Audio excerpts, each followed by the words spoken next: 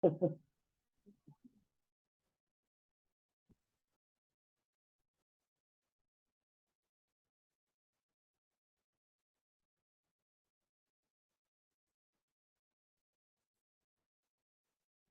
bom dia a todas e a todos. É com muita alegria que a Escola Comunitária Jardim do Cajueiro convidou o Beto para falar um pouquinho de fraternidade econômica. Essa ação, né, da fraternidade econômica a gente vem fazendo, na verdade, desde desse ano. A gente fez uma primeira proposta para esse ano de fazer a fraternidade econômica no âmbito das contribuições mensais dos alunos das famílias pagantes da escola, e a gente quer ampliar e quer aprimorar, né, a questão da fraternidade econômica na escola. Então, isso é um desejo de continuar nessa proposta, e por isso a gente chamou o Beto para conversar um pouquinho com a gente sobre a fraternidade econômica e, e dar essa nova visão para a gente, como que a gente já pode também aprimorar, como que a gente entende a fraternidade econômica dentro da Escola Waldorf. Também quero dizer que essa vinda do Beto é uma doação dele para a escola. No entanto, a gente gostaria de passar o chapéu para arrecadar um valor, para contribuir com essa vinda do Beto, dar essa palestra para a gente hoje. Então, eu vou deixar no chat o Pix da escola, e depois a gente vai fazer toda a arrecadação e vai repassar para o Beto esse valor, tá bom? Então, muito obrigada pela presença de todos e todas, e a palavra é sua, Beto. Muito obrigada por estar aqui com a gente hoje. Obrigado, Raquel. Bom dia, gente. Bom sabadão para nós aí. Então, deixa eu me apresentar rapidamente, né? Então, eu sou o Beto, eu sou carioca, mas eu moro já tem muitos anos aqui em Campinas, interior de São Paulo. E eu estou ligado à Escola Waldorf já há muitos anos. Eu conheci a Escola Waldorf já no final da década de 80, eu tenho mais de 30 anos, em 86, né? 86, 87. Aí eu me encantei e falei, puxa, eu quero estudar isso, né? Quero aprender pedagogia Waldorf. E aí eu trabalhei numa escola Waldorf, num jardim de infância Waldorf, que era um trabalho social no sul de Minas, na Serra da Mantiqueira, num distrito de Mirantão, no município de Bocaina de Minas, isso em 1990 e 91, chama Escolinha dos Pequenos, como voluntário, fiquei 2 anos lá. E nessa mesma época, quer dizer, eu conheci lá a escola já desde 88, eu ajudava, contribuía financeiramente com a escola, né? Apadrinhei uma criança lá. E em 1990, então, eu fui trabalhar lá como voluntário por 2 anos, ajudando na administração, fiz estágio no Jardim de Infância também. E nessa mesma época eu comecei o seminário de pedagogia Waldorf. Então, eu fiz seminário em 90, né, a partir de 1990, 3 anos. Foi o primeiro seminário no Brasil que existiu, que não era... Antes, os seminários eram sempre lá na escola Rudolf Steiner, né? Você tinha que ficar durante a semana inteira, todos os dias estudando, fazendo curso. Esse meu era por módulos, foi a primeira formação em módulos que existiu no Brasil, assim. Foi o que eu fiz, o Seminário de Pedagogia Waldorf, que a dona Leonora Bertalô criou, e foram 3 anos. E aí, em 90 e 91, então, eu fiquei nesse jardim de infância. Em 92, eu fui trabalhar como administrador da Escola Waldorf de Ribeirão Preto, naquela época chamava Convívio, agora depois estava lá, Liberta, e é de 1 a 8. fundou a associação, né? E mudou o nome da escola para a Escola João Guimarães Rosa, que é o nome da escola até hoje. Então, ou seja, eu fui já voluntário de Escola Waldorf, fui administrador de Escola Waldorf, depois eu me casei com uma professora Waldorf, sou marido de professora Waldorf.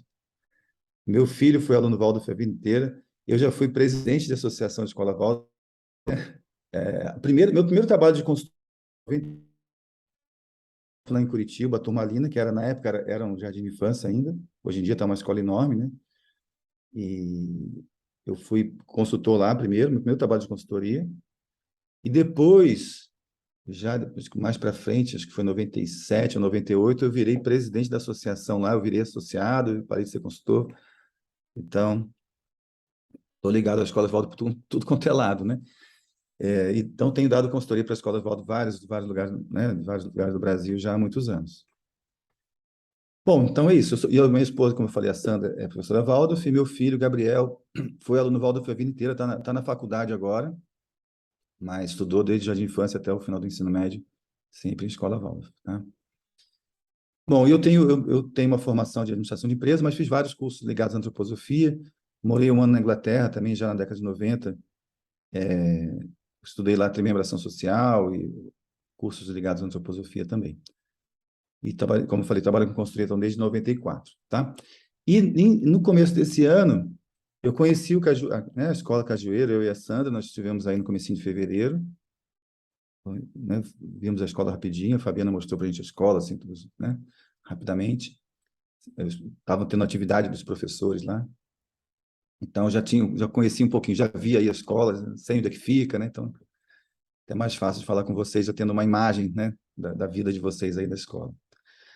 Maravilha. Então, a gente vai falar hoje sobre esse tema da fraternidade econômica. E eu queria começar com o seguinte, eu vou escrever aqui no chat, pedir para vocês escreverem o seguinte. Ó, eu coloquei aí. Fraternidade, para mim, é pontinhos, pontinhos. Então, se vocês puderem complementar, cada um, o que é fraternidade para você? Não precisa escrever de novo a frase, fraternidade para mim é, né? O começo da frase, só botar o complemento aí, tá? O que é fraternidade para você? Escreve no chat rapidinho.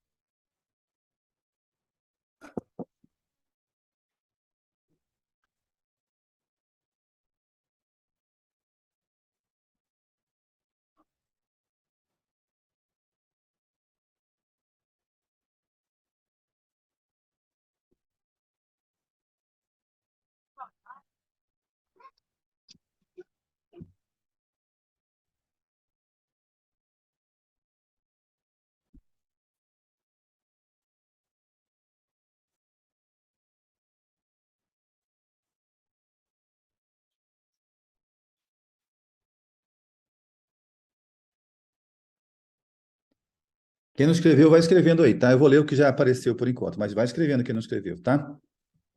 Então, vamos lá. Fraternidade, para mim, é solidariedade, doar o que posso e receber o que preciso, companheirismo, colaboração, união e equilíbrio, visualizar possibilidades a todos, amor ao próximo, equilíbrio entre dar e receber.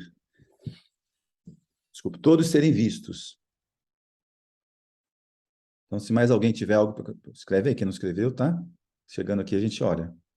Quase, faltam poucas pessoas só, tá bom? Então, quem chegou agora, né, se alguém chegou depois, é só para escrever aí no chat. Fraternidade, para mim, é...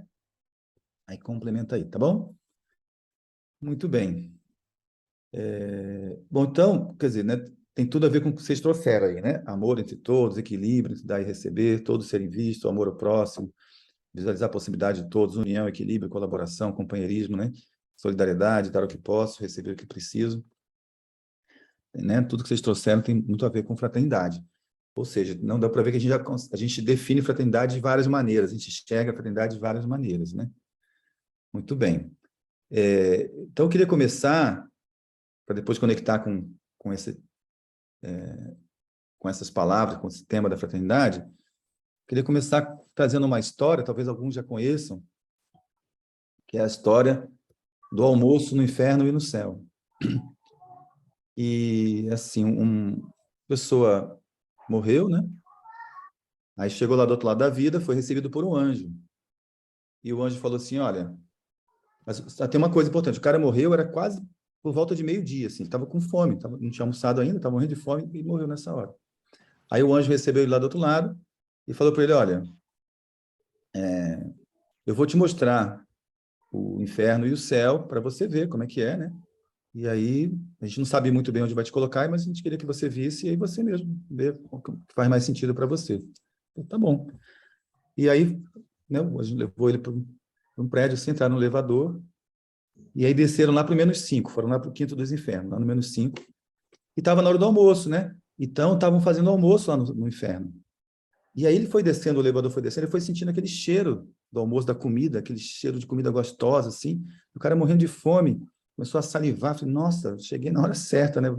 Vou pegar aqui uma hora do almoço.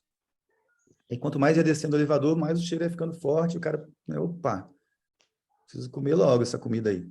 E quando chegou lá, então, no -5, abriu a porta do elevador, aí ele viu assim, a cena que eram as pessoas sentadas em volta de um caldeirão de comida, né, um caldeirão um cozido lá, uma comida, e todo mundo em volta, e aquele negócio borbulhando, saindo aquele cheiro maravilhoso. Ele falou, nossa, que delícia. Puxa, muito bom. Só que uma coisa surpreendeu muito ele, que ele viu que ninguém conseguia, apesar daquela comida maravilhosa, todo mundo com fome, ninguém conseguia se alimentar. Eles tinham uma colher, a colher era muito grande, maior que o braço deles, e a colher era amarrada assim no braço, né? De maneira que não conseguia articular o cotovelo, assim. Então a colher era grandona, as pessoas botavam a colher dentro do caldeirão e não conseguia chegar na boca, caía no chão. Então, aquela comida maravilhosa ali na frente de todo mundo, a pessoa enfiava a mão, né, a colher no caldeirão lá, mas não conseguia comer. Então, todo mundo agonizando de fome com aquela coisa ali na frente. O cara falou, nossa, aqui no inferno não quero ficar, não. Falou para o anjo hoje, vamos lá no céu, antes que passe a hora do almoço, não tem mais almoço lá. Tá bom, aí foi lá, entrou no elevador com o anjo, foram subindo, foi indo lá para a cobertura. Aí, quando estava chegando perto da cobertura, de novo ele foi sentindo o cheiro de comida. E era o mesmo cheiro. Ele falou, nossa, que maravilha. Está na hora do almoço aqui ainda, então, né, não vou perder. E aí, quando ele chegou lá, ele viu que era a cena a mesma coisa, assim, aquele caldeirão enorme de comida, era a mesma comida. Um cozido lá, borbulhando, aquele cheiro maravilhoso. Ele falou, nossa, mesmo que bom, dei sorte, né? A mesma coisa. Agora, finalmente, vou conseguir comer.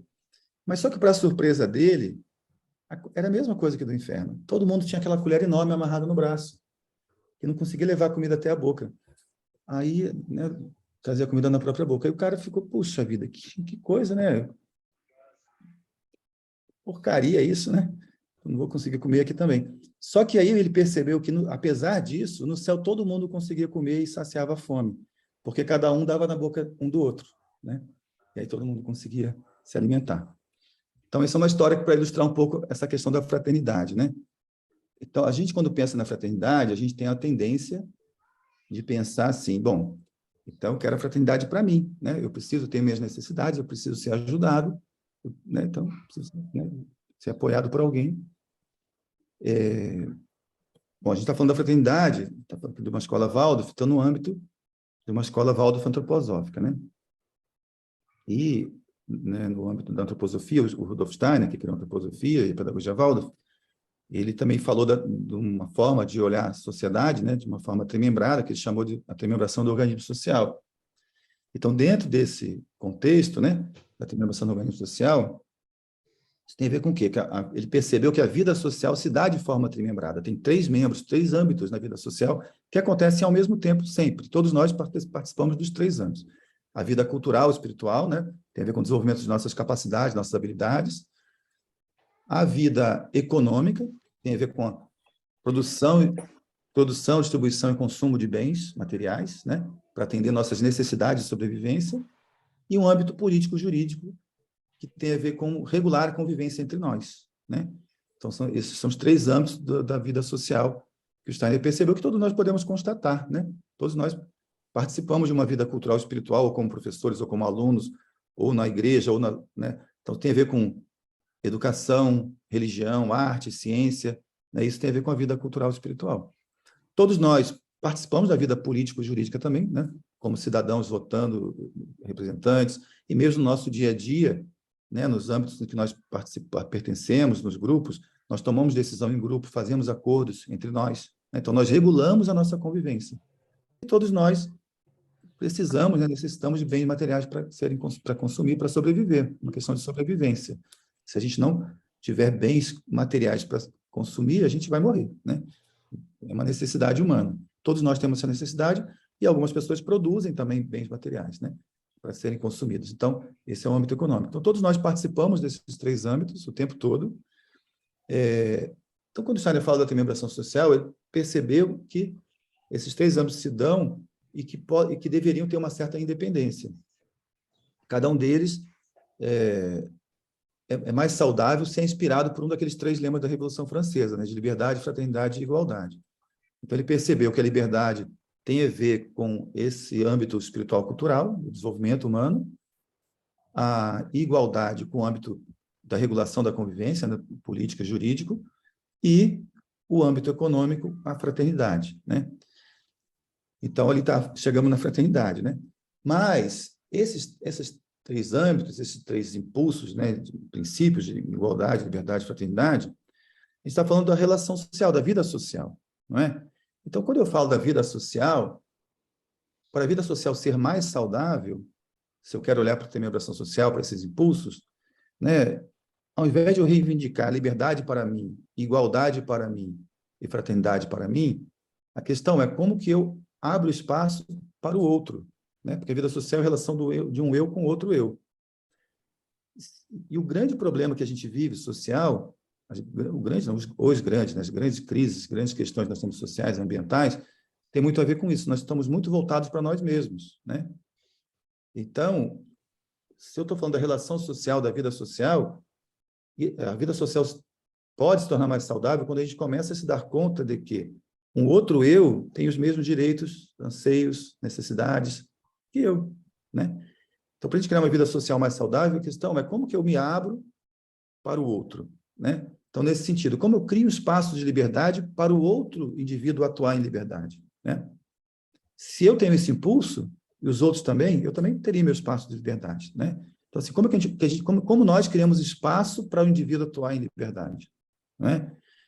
Então, a questão da liberdade, né, da vida cultural, espiritual, tem a ver com o impulso do indivíduo, o impulso individual, não é? Então, como que a gente cria espaço para o indivíduo atuar livremente no seu trabalho? Para ele trabalhar sem uma determinação externa, para ele ter autonomia de fazer aquilo que ele julga o mais correto no que ele está fazendo no seu trabalho, né? Isso é criar espaço de liberdade para a atuação do indivíduo, né? Então, o Caetano tem aquela música que ele fala, né? Gente é para brilhar, não para morrer de fome, não é? Então, é isso. Como é que a gente dá espaço para o indivíduo brilhar na sua própria atuação, trazer seu próprio impulso espiritual, né? Então, cada um de nós nasce com um impulso espiritual, algo para ser realizado na vida, nessa vida. Então, como é que a gente cria espaço para que o indivíduo traga seu impulso espiritual livremente, né? Então, tem a ver com isso, o âmbito espiritual, cultural. A liberdade lá, né? No âmbito político-jurídico, tem a ver com o grupo, né? Então, no cultural é o indivíduo. O político-jurídico tem a ver com o grupo em que nós pertencemos. Então, num determinado grupo, por exemplo, os professores vão fazer uma reunião no corpo pedagógico. Precisam fazer um acordo, um combinado entre eles, não é? Então, como que a gente faz um acordo de maneira a escutar todas as vozes, levar em consideração as vozes de todos que pertencem àquele grupo? E fazer um acordo que impede igualdade, onde todo mundo tem igualdade de expressão, de se colocar, igualdade de direitos sobre o que está sendo decidido, né? E participando ativamente na construção do acordo. Então, isso, o âmbito da igualdade, a igualdade nesse âmbito político-jurídico, da regulação da convivência entre nós, tem a ver com isso. Como que a gente cria acordos e impede igualdade, ou seja, considerando todas as vozes, todas as pessoas envolvidas naquele acordo, não é? Então, tem a ver com grupos. Então, a questão econômica, por exemplo. Como é que a gente faz um acordo, levando em conta toda a comunidade? Uma questão especificamente do corpo pedagógico. Como é que eles fazem um acordo ali entre eles? Ou a diretoria da mantenedora nas suas reuniões. Como é que faz a coordenação do conselho de famílias? Como é que faz, né? Tem que fazer um acordo entre eles ali para alguma coisa, alguma atividade. Então, nesse âmbito de grupo. Então, né, igualdade naquele grupo. E a vida econômica, né, esse impulso da fraternidade, tem a ver com o todo. O Steiner dizia que o planeta Terra inteiro é um organismo econômico único. Então, do ponto de vista da economia, não é que cada país é um organismo que se relaciona com outros organismos. Não, todo o planeta é um organismo único, né? A vida econômica tem a ver com a produção, né, como eu falei, de bens para atender a necessidade, porque nós precisamos para a sobrevivência, né? Tem a ver com sustentar a nossa sobrevivência no planeta. E não só nossa, dos humanos, mas dos seres não humanos também, de todo o planeta. Que é óbvio, né? Porque se o planeta é destruído, nós também somos destruídos, né? Então, a vida econômica tem a ver com isso, né? De como que a gente sustenta a vida de todos nós, de todo o planeta, todos os seres, inclusive os humanos. Né? Então, esse impulso da fraternidade tem a ver com todo, sempre tem a ver com todo. Se a gente vai pensar numa escola, então, a questão econômica tem a ver com todos da escola, né? Com as famílias, que têm seus filhos na escola, suas filhas, com o corpo pedagógico, né? As professoras, os professores, com o pessoal da parte administrativa, de limpeza, então, todo mundo está envolvido na questão econômica, né? Isso importa a todos. Então, a fraternidade, o que tem a ver a fraternidade? Vocês falam várias palavras importantes, né? A fraternidade tem a ver com isso, de eu me voltar para atender a necessidade do outro. O Steiner tem uma frase que é assim, fazer da necessidade do outro o motivo para a minha ação. Né? Então, fazer da necessidade do outro o motivo para a minha ação. Então, isso representa muito bem o que é fraternidade também. Né? Então, eu trouxe essa visão geral rapidamente assim, da remembração social, para a gente localizar ali dentro a questão da economia, da fraternidade, né? E uma coisa importante também trazer é que, então, essa visão da remembração social tem a ver com princípios arquetípicos, né? Não tem a ver com modelo. Então, a remembração social não é um modelo que a gente fala assim, então o Steiner está falando que a gente tem que pegar a escola, dividir em 3 grupos, então, não é isso, não é isso a remembração social, né? Então, muitas escolas falam assim, nós temos uma gestão trimembrada, nós temos um tripé. Pode ter tripé, não é que está errado, não estou dizendo que está errado de jeito nenhum. Mas, não é então, sendo assim, isso é remembração social, né? Remembração social não é um modelo que a gente vai encaixar grupos aqui e ali, não é isso. Remembração social são 3 âmbitos que atuam, que a gente, é perceber a realidade social, as nossas relações, todas as nossas relações, relação entre uma pessoa e outra, todas as nossas relações sempre se dão em 3 âmbitos. Sempre acontece um atendimento de necessidades, desenvolvimento de capacidades e a regulação de acordos quando nós nos relacionamos com outras pessoas. Então, isso sempre se dá nesses 3 âmbitos. A questão é o quanto cada um desses âmbitos é autônomo, tem autonomia para administrar o seu próprio âmbito e quem que pertence. Então, o âmbito econômico, todos pertencem a todos. Né?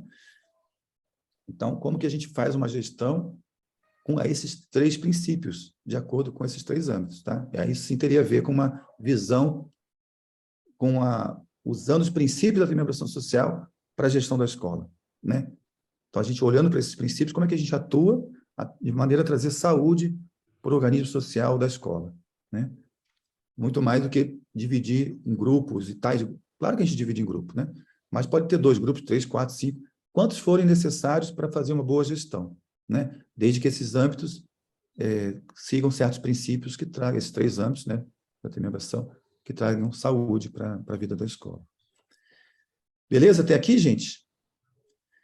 Então, eu queria trazer 3 exemplos assim, que eu vivenciei na minha própria biografia sobre a fraternidade, porque a gente fala de fraternidade, né, é meio nadar contra a corrente, né? Quando a gente fala de igualdade, é mais fácil a gente visualizar isso no mundo, né? Apesar de ter muita desigualdade no mundo, mas é mais compreensível, é algo muito mais falado já há muito tempo, a questão da igualdade entre os seres humanos, os direitos humanos, né? A Declaração Mundial dos Direitos Humanos, né? Então, tem muita coisa já que fala dessa importância da igualdade entre os seres humanos, né? Os direitos, né? Todos terem os mesmos direitos e tal. Apesar de ser difícil né? Também a gente vê muitos impulsos que trazem igualdade, mas também ainda tem muita desigualdade. Na liberdade também, né? A gente aspira por liberdade há muito tempo. Sempre se fala da liberdade humana, do impulso de liberdade, né? Isso sempre é muito falado, também é muito difícil de realizar, né? Também é muito difícil de realizar, mas já é mais falado, tem muita coisa que a gente percebe que tem impulso de liberdade atuando. Agora, a fraternidade, né, também não é que a gente não fala sobre isso nunca, também tem, né? Tem essa campanha da fraternidade da Igreja Católica, né, de tempo em tempo, cada ano eles lançam um tema e tal, também se fala, mas é muito menos falado e muito, né, mais difícil de realizar, porque a nossa vida social, a questão econômica, é muito baseada na maximização do proveito próprio, né? As próprias definições dos economistas clássicos trazem isso, né? De que, né, cada um tem que buscar o seu proveito, que uma mão invisível vai dar conta de resolver tudo, alguma coisa assim. Então, é um impulso muito voltado para o egoísmo humano, cada um maximizando seu próprio proveito, não é? Ou seja, o contrário do impulso de fraternidade. Então, o que a gente vive no mundo é muito mais um impulso egoísta do que um impulso fraterno no âmbito econômico. Isso todos nós, mesmo nós que estamos aqui falando bonitinho, vamos falar de fraternidade na escola Waldorf, é super bacana, né? Nós somos Waldorf e tal, mas a gente está aqui, a gente vai ali na padaria comprar um pão, a gente quer pagar o menor preço possível e ganhar o melhor pão possível, não é? Nas nossas relações econômicas, nós carregamos em nós isso. Está muito arraigado na nossa cultura, na nossa forma de ser, de entender. É muito difícil, né? Tem pessoas mais desapegadas economicamente, né? Levam uma vida mais alternativa, né? Mas que buscam mais essa questão da fraternidade, mas ainda assim, né? Eu já morei em muitos lugares, né? Convivi muito com ecovila, com comunidades alternativas, então tem muito impulso, assim, mas na teoria muito forte, na prática tem coisas interessantes acontecendo, mas, né? Mas ainda vejo que é muito forte. Em mim também eu vejo isso, essa questão do querer o meu melhor proveito para mim, né? Então, ou seja, é uma questão difícil. Mas, como eu falei, tem coisas acontecendo onde a gente percebe o impulso da fraternidade. Então, eu queria trazer 3 exemplos que eu vivenciei. Então, como eu falei no começo, né, quando eu morei lá em Mirantão, nesse vilarejo, no meio da Serra da Mantiqueira, no meio das montanhas, um vilarejo numa área rural, né? Então, no distrito de Mirantão tinham 500 habitantes, a maioria na roça mesmo, né? No vilarejozinho ali, eram 3 ruas só, e tinha um jardim de infância Waldorf lá, tem ainda até hoje. E lá, naquela época, não sei como está hoje, isso já tem um pouco mais de 30 anos, naquela época, fazia parte da cultura deles de fazerem mutirões para construir casas, né? Então, tinham famílias, por exemplo, eram famílias muito pobres, né? Lá fica no município de Bocaina de Minas, que é um dos municípios mais pobres do estado de Minas Gerais. Então, é um lugar muito pobre. E lá, muitas casas não tinham banheiro, né? Passava um rio nos fundos, aí uma casa com 2 cômodos, né? Uma cozinha e um quarto, ou uma sala, né? Um cômodo. E às vezes tinha 8 pessoas na família, né? Pai, mãe, 6 filhos ou 5 filhos. E o banheiro era no rio, lá no fundo do quintal, né? Então era muito comum isso. E às vezes a gente via assim, a comunidade se mobilizava para fazer um mutirão para construir um banheiro para uma família, né? Para as famílias que não tinham banheiro ainda. Ou para fazer um cômodo a mais para uma casa. Ou às vezes algum problema que teve uma casa que foi destruída, que deu algum problema, de reconstruir a casa de uma família. Então toda a comunidade se reunia, faziam aquilo, almoçavam juntos e faziam, uns trabalhavam uns para os outros, né? De uma forma fraterna. Então, eu vi ali um exemplo muito vivo de fraternidade. Ninguém ia lá, peraí, o que eu vou ganhar se eu vou fazer aqui? Né? Não, eu sou aí com o impulso realmente de ajudar a atender a necessidade de outras pessoas, né? Então, isso me marcou muito. Depois, eu fui trabalhar na escola em Ribeirão Preto, eu era administrador financeiro, cuidava da parte financeira da escola. Fiquei lá por 2 anos. E lá, a gente começou a fazer um processo de remuneração com base em necessidades, né? Remuneração dos professores com base em necessidades. Em vez de ser todo mundo ganha igual, ao invés de ser, não, quem tem mais experiência ganha mais, quem tem mais responsabilidade ganha mais. Não, a ideia lá era fazer a remuneração de acordo com as necessidades. Então, nós fizemos um estudo, um trabalho, eu que liderei isso, né? Conversei com um monte de gente, tinha um grupo, eu com alguns professores, mas eu que puxava o processo todo. E aí, nós chegamos a alguns critérios de necessidade, né? Então, quem era rimo de família, quem paga aluguel, quem tem quantos filhos, né? E a gente fez, com isso, a gente criou critérios para estabelecimento de remuneração de uma forma mais fraterna. E foi super interessante, foi muito legal. Só que eu fiquei 2 anos na escola, depois eu saí da escola, né? Fui morar em Curitiba, e eu percebi que foi um grande aprendizado ali. Que é muito difícil implantar um sistema de fraternidade, porque, como eu falei, é contra a corrente, né? Então, na época foi difícil, tinha gente que não aceitava, até todo mundo entender, foram meses, processo de muitos meses. Mas chegamos num bom termo, assim, que funcionou, que todo mundo contemplou, né, todo mundo. Só que, então, criar isso é um super desafio. O que eu aprendi com essa experiência lá é que sustentar isso também é um super desafio. Porque é isso, a gente faz, poxa, que legal, que bacana. Aí passam alguns meses, por que aquele cara ganha mais do que eu se eu trabalho mais do que ele mesmo? Não é? Entra um professor novo, como assim? Poxa, eu vou ganhar menos só porque eu não tenho filho? Por exemplo, né? Aí começam todas as questões de novo.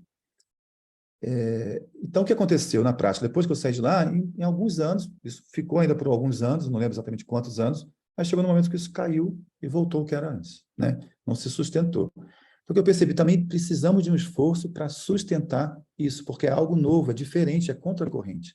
A gente precisa sempre de novo voltar. Quais são os princípios que estão na base disso mesmo? O que nós queremos mesmo? Quando a gente cria algo assim, a gente precisa, eu acho, talvez a cada 6 meses, sabe? Ter uma conversa. Qual que é o nosso propósito com isso mesmo? Por quê? Quais são essas necessidades reais? Né? O que nós queremos mesmo com isso, sabe? Trazer a consciência sempre de novo isso, porque senão a tendência é que a nossa consciência dorme nesse sentido, na questão do impulso fraterno para atender a necessidade do outro, não para a minha própria, né? Isso de dar a comida na boca do outro. Alguém vai dar na minha boca. Eu estou dando na boca do outro, alguém vai dar na minha boca. Né? Então, eu estou me preocupando com dar para o outro. Eu não me preocupo em receber, porque alguém vai se preocupar em dar para mim. Né? Então, esse é o impulso fraterno. E é difícil sustentar isso, né? Muito difícil, porque no dia a dia a gente vai voltando para o padrão normal de funcionamento da sociedade e aí começa a questionar isso de novo. Então, precisa sempre de novo trazer isso à consciência. É uma coisa que não é assim, fizemos, está resolvido. Não, não está resolvido. Você precisa trazer a consciência sempre de novo. Tá? E o terceiro exemplo que eu quero trazer foi agora bem recente da pandemia. Então, com a pandemia, surgiu um impulso muito grande nas escolas Waldorf de ativar mais essa questão da fraternidade, né? Principalmente com relação ao pagamento da mensalidade da escola, né, das famílias. Algumas escolas também, eu fiz algum trabalho com algumas escolas também com relação à remuneração, mas o mais forte, muitas escolas trabalhando a questão da contribuição financeira de cada família, porque realmente muitas famílias reduziram muito a sua receita, né, por conta da pandemia. E a escola também precisava se sustentar, né, então precisava trabalhar isso. Então, nós fizemos, outras pessoas também, fizemos um movimento de rodas fraternas nas escolas, que foi muito bonito. Aqui na Veredas, né, minha esposa é professora da Veredas, né, já tem mais de, né, a gente mora aqui há 16 anos, então, ela é professora da Veredas há muito tempo, e eu já fui muito atuante na Veredas, já fui coordenador de comissão financeira, já dei consultoria, já fiz várias coisas para a Veredas, mas já tem alguns anos que eu não atuo mais, né, que já tem outros grupos cuidando de várias coisas, a coisa está andando bem aqui, já tem alguns anos que eu não estou mais tão presente. Mas, na época da pandemia, então, eu junto com outras pessoas da escola, nós criamos um movimento de rodas fraternas, que foi muito bonito. Né? Então, a gente fazia rodadas por cada turma, as famílias das turmas se reuniam, os professores também, né? Então, se reuniam, cada por turma, e aí a gente via qual que é a necessidade que a escola tem de recursos, e aí cada família ia vendo, aí a gente fazia rodadas para ver, né, quem não podia contribuir com o valor normal da escola, quanto que ficaria então de déficit, as pessoas que, eu não posso, eu preciso de uma ajuda de tantos reais, cada um fazia rodadas nesse sentido, e depois, a partir do montante que ficou no total, a gente fazia rodadas para ver quem podia contribuir com mais, né? E foi super interessante, gente. Eram 13 turmas aqui na escola, contando o infantil com o fundamental e o médio, né? E, com o médio, não, junto com o médio, acho que são 12, né? E mais 4, eram 16 turmas, Então, 16 turmas. E aí, às vezes, tinha turma que não fechava, ficava com déficit, mas tinha turma que sobrava. Aí, o que sobrava de uma turma ia para bancar a outra que faltava, né? E a primeira vez que a gente fez as rodas, sobrou, no final de tudo, ainda sobrou um tanto de dinheiro que foi para o fundo fraterno da escola. Aí fizemos uma segunda rodada, 4 meses depois, aí faltou um pouco de dinheiro, mas foi um tanto que faltou que tinha nesse fundo que tinha sobrado da primeira vez. Aí foi suprido por ali. Então, foi muito bonito. E aí, depois, eu fiz isso em outras escolas também. Algumas outras escolas foram me chamando para ajudar nesse sentido, tá?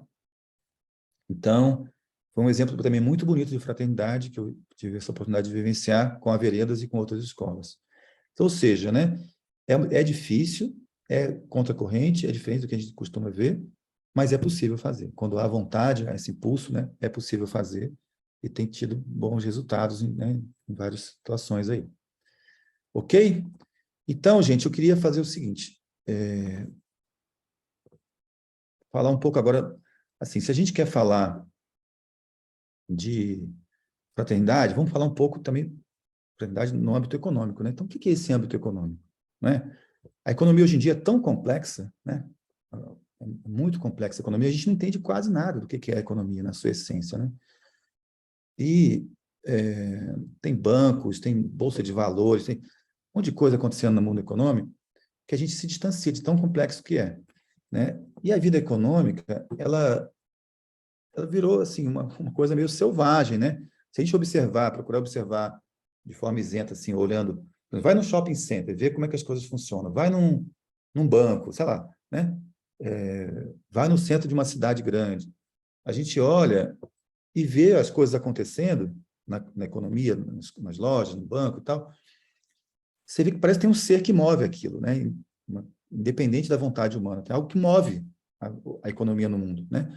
E é um ser meio selvagem, né? Selvagem no sentido que ele não está domesticado, ele destrói, ele tá, não estou querendo dizer que ser selvagem é ser ruim, de jeito nenhum, né? Mas nesse sentido de que foge do... Porque é algo humano, a economia foi criada, o âmbito econômico existe, como a gente falou no começo, para sustentar a vida na Terra, né? Para a nossa sobrevivência. Então, é algo que deveria estar sob o controle humano, mas está totalmente fora. Então, selvagem nesse sentido, algo que está fora do nosso controle. Tem uma vida própria, só que é algo que deveria estar no nosso controle. Então, em vez de nós controlarmos a economia, ela que nos domina, né? Nós acabamos sendo joguetes aí, né, da vida econômica. Então, a questão é como trazer fraternidade para a vida econômica super competitiva que nós temos hoje, nessa competição, esse impulso do maximizar, né, o proveito próprio é muito grande, né? Tem uma frase do Steiner, num livrinho dele que chama Economia e Sociedade, que é assim, olha, quem quer atuar na vida deve primeiro compreendê-la. Então, por isso que é importante a gente entender um pouco. Se a gente fala de fraternidade econômica, aí fica uma coisa mais assim, reproduzindo algo que a gente ouviu, a gente não sabe muito bem de onde vem isso, né? Então, é importante compreender um pouco. Claro que a gente não vai, né, não vai fazer um curso de economia aqui, mas quero trazer alguns elementos bem básicos, assim, que são importantíssimos para a gente poder entender melhor a fraternidade nesse âmbito econômico, não é? Então, para falar disso, eu queria falar do dinheiro, né? Nossa economia hoje é muito baseada no dinheiro, uma economia muito monetária. O dinheiro domina a nossa vida, né? E o dinheiro, a gente tem uma tendência de achar que a gente vive por conta do dinheiro, né? A gente fala assim, não, o que você precisa para viver? Eu preciso de muito dinheiro. Só que a gente não vive por causa do dinheiro, né? Porque se tiver muito dinheiro, mas não tiver alimento para comer, a gente vai morrer. A gente não come dinheiro, né? Então, a gente vive graças aos produtos produzidos por outras pessoas, né? Não graças ao dinheiro. O dinheiro é um meio de troca, claro. Eu preciso de dinheiro para trocar por algo, mas se eu tiver dinheiro e não tiver nada para ser trocado, não adianta, né? Então, o que nos dá o sustento, que sustenta a vida, é ter produtos, mercadorias para o consumo que nos tragam a subsistência, né? Então, alimentos, roupa, moradia, né? E coisas que são produzidas pelo ser humano, né? Então, mesmo que a gente pega banana, né? Tá. Então, se eu vou lá na bananeira e pego as bananas para eu comer, ok. Eu estou, né, cuidando do meu autossustento. Mas se alguém pegou a banana, levou para uma loja, eu fui lá e comprei a banana da loja, né? Eu posso dizer que aquela banana que eu comprei na loja, ela é produto do trabalho humano, porque alguém foi lá, colheu, transportou e expôs numa loja. Então, teve um trabalho humano para que chegasse mais perto de mim a banana para eu poder comprar e consumi-la, né? Então, nós vivemos graças aos produtos produzidos por outras pessoas. Para existir, quantas coisas, quanto tempo trabalhou para que fosse possível essa nossa conversa aqui agora? Não é? Todo mundo sentado em alguma cadeira, em algum lugar, uma cadeira, um banco, uma poltrona, um sofá, que foi produzido por alguém, por algumas pessoas. Né? Todos nós estamos vestindo alguma roupa que foi produzida por alguém. Todos nós comemos alguma coisa de manhã para poder estar aqui, né? Todos nós dormimos numa cama, todos nós estamos acessando um computador que foi produzido por um monte de gente. Então, muita gente contribuiu, gente espalhada pelo mundo todo, contribuiu para a gente estar tendo essa conversa aqui nossa, né? Uma simples conversa aqui de 1h30 no Zoom. Muita gente contribuiu, participou para que isso fosse possível acontecer. A gente podia falar, inclusive, o seguinte, olha, o inverno agora já está acabando, né? Imagina o seguinte, vamos dizer que no ano que vem, no inverno do ano que vem, você vai querer comprar um casaco para usar vamos dizer que em maio do ano que vem você vai comprar um casaco para o inverno. Pode ser que nessa hora que a gente está conversando agora, tenha alguém, em algum lugar do mundo, que pode estar confeccionando um casaco, né? Fiando alguma coisa para fazer um casaco, ou tosando, né, uma ovelha, tirar lã. Sei lá, alguém pode, em algum lugar do mundo pode estar fazendo algum processo que vai virar um casaco que eu vou comprar na loja perto da minha casa, em maio do ano que vem, né? Então, na economia, por isso que o Steiner fala que tem a ver o planeta inteiro, né? Está tudo interligado. Nós todos estamos ligados, intrincados na economia. Uma palavra-chave da economia é interdependência, né? Somos todos interdependentes. Mas é isso, então são produtos criados por seres humanos. Então, nós não vivemos com o dinheiro, mas sim com os produtos produzidos por outros seres humanos. Então, o que é o dinheiro? O dinheiro é um meio de troca, né? Ele é útil para nos permite trocar por outros produtos.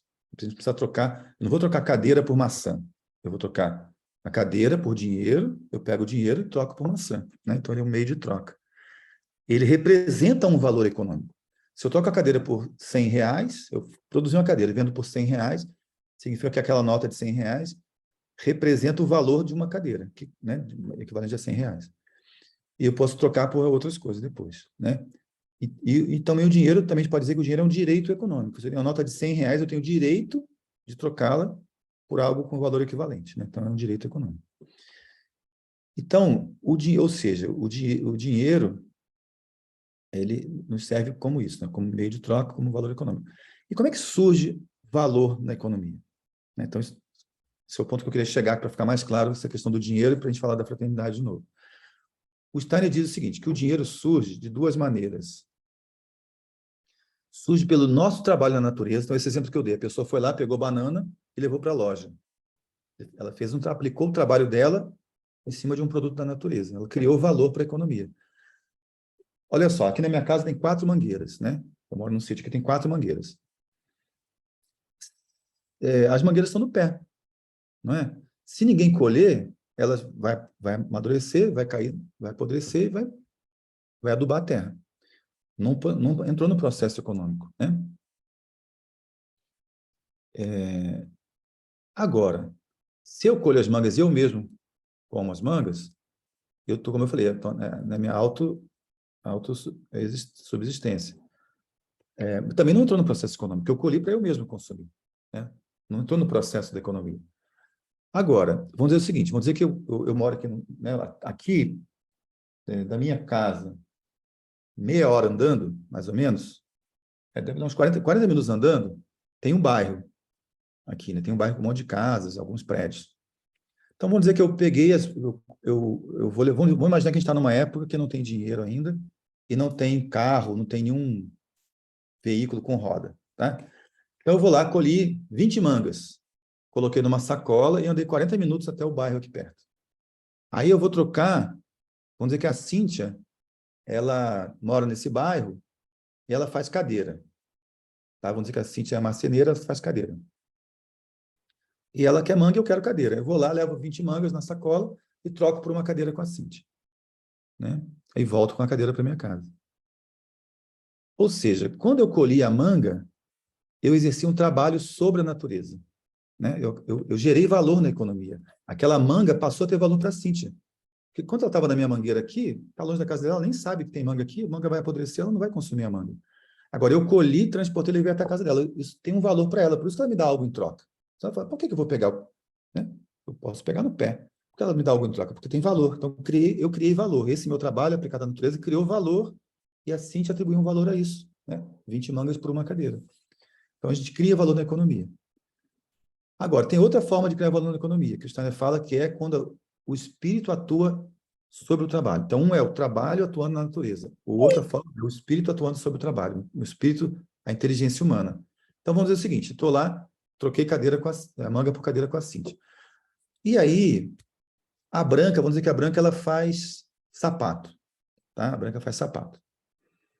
E aí, a Branca percebeu, poxa, o Beto vem aqui, traz manga até aqui e volta. Não sei quem leva arroz que produz até não sei aonde. Pessoas levam muito tempo e carregam pouca quantidade. Ela inventou, bolou uma carroça. Falou, poxa, eu vou inventar um negócio aqui para agilizar o transporte e poder carregar mais coisa. Vai melhorar a economia, né? Ela inventou a ideia, criou a ideia de fazer uma carroça. Só que aí ela precisa ficar 2 meses sem produzir sapato para fazer a carroça dela, né? Ela não consegue fazer as duas coisas ao mesmo tempo. Ela tem que ficar 2 meses sem fazer o sapato para produzir a carroça dela. Mas se ela não faz sapato nesses 2 meses, ela vai trocar os... Como é que ela vai conseguir o que ela precisa para sobreviver se ela não tem sapato para trocar? Não é? Então, ela vai ter que falar, gente, olha, eu estou fazendo um negócio aqui que vai ajudar toda a nossa comunidade. Eu vou ficar 2 meses dedicado a isso. Eu preciso que vocês me emprestem, então. Depois eu pago para vocês, tá? Aí assim te empresta a cadeira. Dá, ó, então aqui, Branca, uma cadeira. Depois de tanto tempo, você me devolve um sapato, quantidade equivalente a isso. Eu dou manga para ela. Tá bom, ô Branca, então daqui a tantos meses você me devolve tanto de sapato equivalente ao tanto de manga que eu te dei. Beleza. Então ela recebe produtos para ela viver, para ela poder sobreviver. Senão ela vai morrer, né? Não vai fazer a carroça. E aí ela tem esse sustento garantido para ela poder criar a carroça. Depois de 2 meses a carroça ficou pronta. Aí, em vez de eu levar 20, então assim, eu carregava 20 mangas. Um monte de manga eu perdia. Um monte de manga cai aqui e aparece. Até hoje é assim, não carrego nem 20, eu só uso para mim. Mas se eu vou dizer que eu levasse assim, 20 de cada vez, cada dia, perde um monte de manga. E muita gente que queria comer manga não tem, porque eu não consigo levar para todo mundo. Aí, a Cíntia fez, a Branca inventou a carroça. Falei, puxa, ô Branca, então, com a carroça agora eu consigo levar, sei lá, 200 mangas, em vez de 20. 10 vezes mais. Em 20 minutos, em vez de levar 40 minutos. É muito mais rápido. Então, em 40 minutos, eu levo 400 mangas, 20 vezes mais. Então, percebem como isso gera valor na economia? Né? Uma invenção humana, o espírito aplicado ao trabalho, né? A inteligência humana para organizar o trabalho, criou um meio de transporte que agiliza e aumenta a capacidade de transporte, faz dar um salto de produtividade na economia. Isso acrescenta muito valor à economia. Então, a Branca inventou isso. E aí, o que aconteceu? Eu transportei as mangas. Aí, ela parou de fazer sapato, ensinou outra pessoa para fazer, ela começou a levar a carroça, por exemplo. Aí, ela fica com uma parte, né? Eu levo 400 mangas, 200 mangas de uma vez, uma parte fica para ela. E é isso, com isso, ela foi começando. Aí, outra pessoa transporta arroz, uma parte fica para ela. Ela tem o sustento dela e o excedente ela troca para outras coisas que ela precisa. Então, ela conseguiu, aí ela foi conseguindo pagar os empréstimos que ela tinha feito naqueles 2 meses e conseguia seu sustento também com isso. Só que o que acontece? Quando tem uma invenção, uma coisa nova, que aumenta a produtividade da economia, traz um benefício enorme para a comunidade, né? A gente está muito carregado com o nosso mundo de hoje, né? Então, a gente começa a ver assim, não, o capitalista explora, claro que explora no mundo de hoje. Mas, se a gente olhar assim, tirando tudo que a gente vê hoje, vamos olhar para esse exemplo bem básico, bem simples, na base da economia, né? Como é que a economia surge, né? Olhando para isso, nesse sentido, a invenção humana, uma tecnologia nova, ela tem um potencial muito grande de ser muito benéfico para a comunidade. Nesse exemplo que eu estou dando, né? Faz com que muita gente que não podia comer manga vai poder, gente que... Então, ou seja, aumenta o nível de vida de toda a comunidade, se é feito de uma forma fraterna, né? O problema é que o nosso mundo hoje não é fraterno, mas se é feito de uma forma fraterna, essa invenção da Branca melhora o nível de vida de toda a comunidade, todo mundo começa a poder ter mais bens para consumir. Então, as pessoas viviam de forma muito precária, né? Muito precária. Agora, tem mais produtos disponíveis para todo mundo. Então, as pessoas começam a ter um nível de vida um pouco melhor, um pouco menos apertado, um pouco menos difícil. Melhora o nível de vida de todo mundo, graças à invenção da Branca. Só que como ela que inventou, e ela começa a ganhar um tanto, né, mais do que ela fazia antes. Aí ela paga o que ela devia, depois começa a sobrar. Ela começa a ter um excedente de capital, né? Lucro, não é? E aí, o que faz com isso? Né? Aí fica essa pergunta, depois a gente vai responder essa pergunta. Mas aí vamos dizer o seguinte, aí a comunidade toda pensou assim, puxa vida, olha que legal, a Branca teve essa ideia brilhante, melhorou o nível de vida de todos nós. Puxa, muito bacana isso. Será que não é possível mais pessoas criarem coisas assim? Poxa, se a gente organizar, então naquela comunidade nem tinha escola ainda, tá? Aí alguém falou assim, poxa vida, olha só, a Cíntia que faz cadeira, ela é uma pessoa que tem uma pessoa que gosta de criança, que tem habilidade de ensinar, tem boas ideias, e, poxa, de repente ela podia dar aula para as crianças e para os jovens da nossa comunidade. E aí, se ela ensinar as coisas do mundo, como é que as coisas funcionam, as crianças com mais cultura, com mais educação, podem começar a ter mais ideias criativas de criar outras coisas para melhorar a nossa vida, assim como a Branca criou a carroça. Pensou, poxa, que legal, boa ideia. Então, vamos fazer o seguinte, Cíntia, você para de fazer cadeira, então você fica aqui nessa sala, numa sala que a gente arruma aqui na comunidade, você vai dar aula para as crianças, tudo bem? Ah, tá ótimo. Mas como é que eu vou viver se eu não tenho cadeira para trocar com os outros? Como é que eu vou viver? Né? Eu vou morrer de fome. Ah, não, então peraí. Então, gente, ó, comunidade, então nós temos que doar comida, né? Nós temos que sustentar a Cíntia para ela poder dar aula, né? Então a comunidade combina, cada um doa um tanto dos seus produtos para a Cíntia, para ela ter o sustento dela garantido, para ela poder estar livre para atuar como professora, não é? Então, o que a gente está fazendo com isso? A gente está liberando a Cíntia do processo econômico, não é? Então, quem atua na educação, por exemplo, os professores de uma escola, eles não atuam no processo econômico, não estão produzindo bens materiais. Então, o professor recebe um salário que permita que ele possa viver adequadamente, para ele estar livre do processo econômico, para ele poder se dedicar à educação, né? Se ele tivesse que, além disso, ainda produzir alguma coisa, fazer a cadeira, ele não conseguiria se dedicar à educação. Então, a gente está liberando, nesse caso do exemplo que eu estou dando, a gente está liberando a Cíntia do processo econômico, para ela poder estar livre para atuar na educação, né? Então, gente, nessa história que eu contei aqui das mangas, né?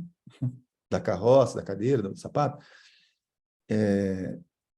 né? Esse é um exemplo do que o Steiner fala dos 3 tipos de dinheiro. O Steiner fala o seguinte, que, claro que o dinheiro é um só, mas o dinheiro tem 3 utilidades principais. Então, tem o dinheiro de troca, que é o dinheiro que a gente troca. Então, quando eu troquei a manga pela cadeira, isso é um dinheiro de troca.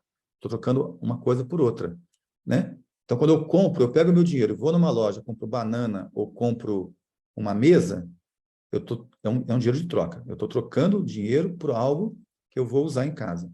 Qual que é a característica do dinheiro de troca? Eu troco meu dinheiro por uma mesa, eu já posso checar se a mesa está nas características que eu quero, a mesa está na minha frente ali, materializada na minha frente. E acabei de fazer a transação, já levo ela para minha casa e é aquilo que eu quero, né? Não tem erro. Quando a comunidade começou a emprestar os seus produtos por alguns meses, para depois a Branca devolver, então isso é o dinheiro de empréstimo. Então, um é o dinheiro de troca, outro é o dinheiro de empréstimo. O dinheiro de empréstimo é o dinheiro que permite com que a criatividade humana pode se transformar em melhoria para a vida da comunidade, né? Então, a gente precisa de criar algo novo que não existe ainda, mas para criar isso, a gente precisa se sustentar enquanto isso. Então, a pessoa adquire, recebe empréstimo, e aí depois começa a devolver o empréstimo que recebeu. E aí, com aquilo que ela criou, ela passa também a ter receitas depois, né?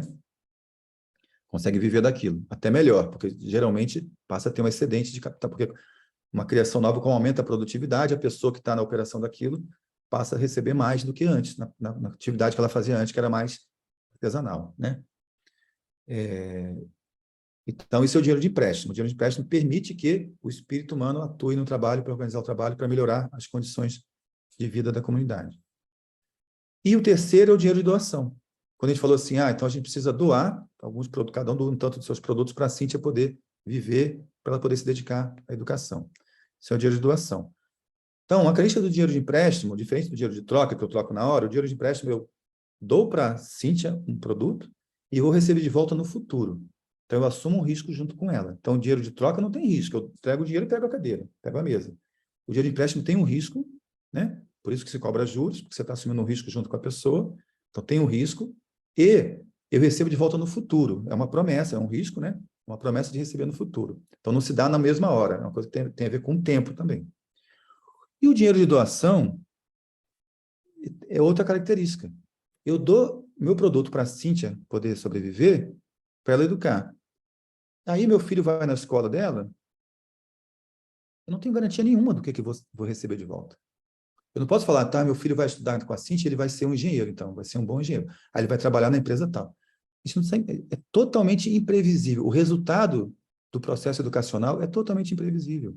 Não é assim, eu produzo cadeira, eu tenho um desenho da cadeira, eu vou fazer 500 cadeiras iguaizinhas. Eu posso prever e planejar o que eu vou fazer. A educação está lidando com seres humanos, né? Com o desenvolvimento humano. Cada um tem um impulso individual. A gente tem que atender o desenvolvimento, né? O papel do educador é ajudar o indivíduo a desabrochar o seu desenvolvimento, né? Que ele se desenvolva a partir do seu próprio impulso individual, não é?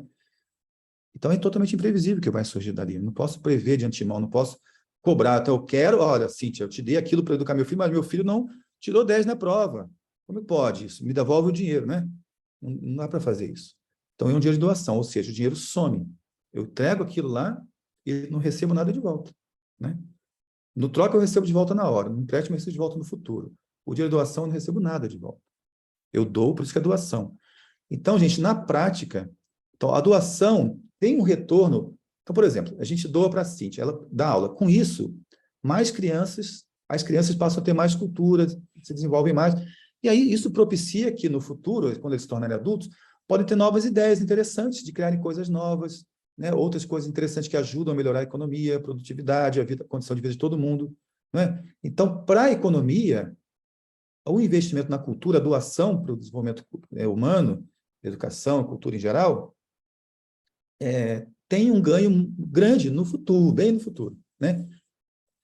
Steiner dizia o seguinte, que, na verdade, o maior investimento para a economia é doar dinheiro para a educação, porque isso vai propiciar que a economia melhore cada vez mais, né? Toda a nossa economia hoje em dia, super produtiva, com toda a tecnologia que existe, tudo isso é graças à educação, né? Se não fossem as escolas, as universidades, não existia nada de tecnologia nenhuma que a gente conhece hoje. Então, graças ao trabalho dos professores, à educação, a economia tem esses bilionários da tecnologia, né? Se eles se dessem conta que tudo que eles ganharam foi graças à educação, eles deveriam doar muito dinheiro para as escolas, percebem? Para a cultura, de maneira geral, né? Então, isso que eu falei, depois eu falei assim, depois eu vou falar o que vai, né, o que acontece com o dinheiro da branca que vai começar a acumular, né? É isso, então, né, o que o Steiner propõe é que o dinheiro excedente na economia, uma parte fique com o empreendedor, né, que ele precisa também viver, né, se desenvolver, uma parte com a própria empresa, para poder melhorar a empresa, e uma parte deveria ir como doação para o âmbito cultural, né? E quando a gente paga uma escola, né, a gente pode achar que está pagando, como se estivesse comprando educação, só que a educação não é mercadoria, né? Eu não recebo nada na minha mão de volta. Então, quando eu pago a escola, no fundo, é um dinheiro de doação. Por mais que a gente ache que não é, mas no fundo, né, na prática, tem um sentido de doação. Então, o dinheiro que a gente paga para a escola, por mais que seja assim, a mensalidade é igual para todo mundo vai pagar R$ 1.350, por exemplo. Ok, é uma doação compulsória, né? Mas tem um caráter de doação nesse sentido que eu trouxe aqui para vocês, tá? Então, gente, voltando para a escola agora. Então, dinheiro, né, a mensalidade tem a ver com dinheiro de doação e educação não é mercadoria, né? Porque não dá para prever o resultado, a gente não recebe nada na mão de volta. Ou seja, então, agora trazendo isso para a escola. Na escola, então, o que a gente tem que fazer é o seguinte, olhar para o todo, né? Qual que é a necessidade do todo? O que a escola precisa para existir? Os professores precisam ter uma remuneração adequada para estarem livres, para poder dedicar o mais tempo possível deles para a educação dos nossos filhos, não é? Dos nossos, dos meus e dos outros. Então, outra coisa bem importante, eu não dou dinheiro para a escola para a educação do meu filho, eu dou dinheiro para a escola para a educação de todos os alunos que estão na escola, né? Então, não tá ligado ao meu egoísmo, né? Nesse sentido também tem a ver com doação, né? Porque quando eu compro uma cadeira, a cadeira vem para mim. Quando eu dou dinheiro para a escola, o professor está dando aula para uma turma, um monte de gente, né? Então, é um dinheiro que vai para permitir a educação de várias crianças e jovens, né? Não só as minhas, né? Então, na escola, o ideal seria que todo mundo se sentisse corresponsável pela sobrevivência e sustentabilidade da escola como um todo, né? O que a escola precisa para viver? De materiais, de recursos, de construções? O que os professores precisam de remuneração adequada para viver? Então, a gente precisa suprir isso, né? A escola inteira precisa suprir isso. Então, vamos ver as famílias. Então, quanto cada um pode contribuir? A questão, no fundo, as famílias, assim, qual o máximo que cada família pode contribuir para atender essa necessidade que a escola tem de sobrevivência? E aí, claro, tem família que pode contribuir menos, outra pode contribuir mais, né? Agora, a questão é qual o máximo que eu posso contribuir? E o nosso impulso egoísta é assim, qual que é o mínimo que eu consigo contribuir para sobrar mais para mim para outras coisas, né? A gente tem esse impulso, eu vou pagar o mínimo possível para a escola. Por que eu vou pagar 1.350 se a escola tem possibilidade de ter 30% de desconto? Eu vou pedir os 30% de desconto, mesmo que eu não precise, no fundo. Precisar, todos nós vamos falar que precisamos, né? Porque a gente quer ter o suficiente para ter tudo que a gente quer, não é? Mas aí, como é que a gente olha comparativamente a necessidade da escola e a necessidade de todas as famílias, né? Então, como eu falei, sempre tem a ver com todo. Então, a gente tem que sentar todo mundo junto e olhar quais são as necessidades da escola, dos professores e das famílias. E juntos chegarmos a juntar esse dinheiro, né? Como cada um, qual o máximo cada um pode contribuir para juntar esse montante. Mesma coisa quem trabalha na escola, né? Os professores, quem trabalha na administração e tal. Preciso de tanto para viver. Ok, mas, poxa, a gente não consegue esse tanto. Será que eu consigo? Como é que é, né? Não dá para baixar muito, né? Se a remuneração for baixa, gente, a pessoa não vai conseguir se dedicar para a educação. Ou sai da escola, ou vai estar ali preocupada com a sobrevivência, ou vai estar ali fazendo outras coisas em paralelo, ou não vai ser boa também o trabalho, né? Não vai conseguir fazer o seu melhor. Então, a remuneração tem que ser adequada, né? E aí a gente tem que ver o tanto que a gente consegue, como é que a gente consegue fazer o melhor possível para a escola se manter, para os professores receberem o seu salário e as famílias poderem contribuir, né? Então, isso é a fraternidade no âmbito da escola, né? É sentar todos juntos, olharmos para as necessidades e possibilidades de cada um e do todo, com esse impulso de sair do próprio umbigo, né? Então, assim, para isso acontecer, gente, como eu falei, essa questão da maximização do proveito próprio, de olhar para o próprio umbigo, está muito arraigado dentro de cada um de nós, não é? Então, para poder acontecer isso, é preciso a gente ter um impulso de ajudar o outro, né? Esse lema do Steiner que eu falei no começo, né? Fazer da necessidade do outro o motivo para a minha ação. Então, suscitar um impulso para ajuda mútua, para a fraternidade. Então, fraternidade tem a ver com ajuda mútua, né? E o que nos impede na prática, né? Porque eu falando assim, tão bonito, todo mundo aqui acha bonito, concorda com a maioria das coisas, super legal. Mas por que não acontece na prática, né? Por que esse nosso impulso egoísta é muito forte? O que tem a ver com isso? Eu fiquei muitos anos, gente, pensando nisso. Nossa, de onde vem esse nosso... Né? Por que a gente está tão preso ainda? Apesar de a gente falar de fraternidade, na nossa prática a gente ainda não faz isso, né? E para mim, o que fica cada vez mais claro tem a ver com o nosso medo de não sobreviver, né? Então, se eu pago mais para a escola, será que vai faltar para mim depois? Né? Eu posso falar assim, não, eu tenho dinheiro suficiente, eu podia pagar mais para a escola hoje, mas se faltar amanhã para mim? Então, é melhor não pagar o máximo que eu posso hoje, porque vai faltar amanhã para mim, depois vou me dar mal. Ah, não, mas amanhã eu tenho o suficiente. Não, mas se faltar mês que vem? Ah, não, mês que vem eu tenho. Mas se faltar no ano que vem? A gente vai fazendo assim, né? E quem tem o suficiente até para o ano que vem, até para 10 anos, a pessoa fala assim, não, eu posso contribuir mais com a escola, pô, todo o tempo que meu filho ficar na escola, do jardim de infância até o 9º ano, eu posso contribuir tranquilamente. Poxa, mas depois disso, no futuro, o meu filho não tem o suficiente para ele viver. Então, eu preciso já pensar nisso, no futuro do meu filho, né, gente? E dos meus netos, ora, não é? Então, é o medo de não sobreviver no futuro, a falta de confiança no futuro, faz com que a gente segure e não dê esse impulso de ajuda mútua. Né? Isso o que eu percebo, né, eu tenho percebido assim, cada vez eu vejo que é muito forte isso. E, então, essa falta de confiança, se a gente está num grupo que quer trabalhar com fraternidade, precisa haver confiança. Né? Então, eu faço assim, ó, peraí, eu até podia pagar 1.500, mas, poxa, vai que eu pago 1.500 agora, e daqui 3 anos eu não posso, eu vou precisar de um desconto, só vou poder pagar 600, e os outros não vão querer cobrir a minha parte, eu vou ter que tirar meu filho da escola. Né? Então, como eu não confio que, quando eu precisar, eu também terei ajuda, eu seguro agora para eu garantir o meu futuro. Né? Por medo de faltar para mim no futuro, eu seguro agora porque eu não tenho confiança que no futuro eu vou conseguir sobreviver, por exemplo.